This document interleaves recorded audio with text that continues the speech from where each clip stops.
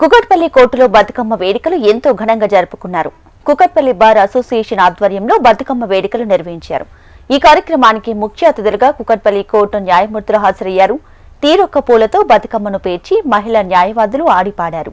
ప్రతి ఏటా ఇలాగే కలిసికట్టుగా బతుకమ్మ వేడుకలు నిర్వహిస్తామని న్యాయవాదులు చెప్పారు. కోలు కోలు కోలు యమ్మ కోలు యమ్మ ఉయ్యాలో ఎలు